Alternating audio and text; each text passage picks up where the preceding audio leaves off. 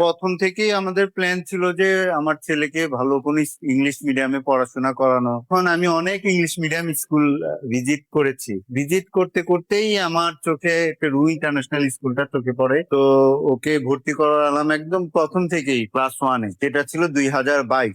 2022 থেকে আমাদের এই রু ইন্টারন্যাশনাল স্কুলের সাথে পথ চলা। আলহামদুলিল্লাহ, রিদম এই প্রতিষ্ঠান থেকে অনেক প্রতীক্ষার পর সে এখান থেকে হিপস কমপ্লিট করলো। তো হিপস কমপ্লিট করার পর ব্যক্তিগতভাবে আমি যদি বলি, আমি নিজে একটু চিন্তিত ছিলাম আসলে তার পরবর্তী পড়াশোনা কি হবে, এইটাতে আমি খুবই ইনডিসিশনে ছিলাম। তো ওই পর্যায়েই আমি দেখলাম যে না, এই আল আজহারের যে প্রোগ্রামটা, এইটা আমাদের মুনায়েম ভাই এটা আমাদেরকে সামনে এনে দিলে, এরপর থেকে আমাদের নতুন একটা স্বপ্ন চলে আসলো যে ওকে দেশের বাইরে মিশরে আল আজহারিতে পড়ানো। তো এই স্বপ্ন আজকে এটা বাস্তবায়ন হইলো, এটা আমরা খুবই খুশি।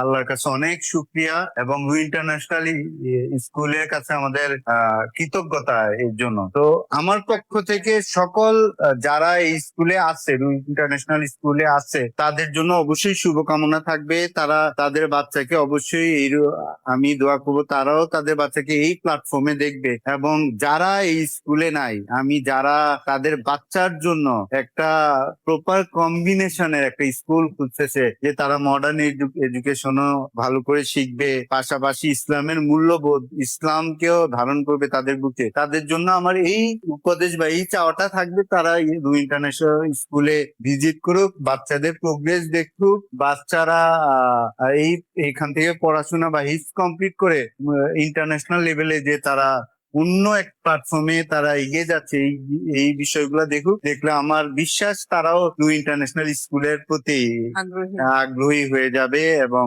তারা তাদের বাচ্চাদের একটা সুন্দর ভবিষ্যতের জন্য এই স্কুলে তাদের বাচ্চাদেরকে পড়ার জন্য আগ্রহ প্রকাশ করবে।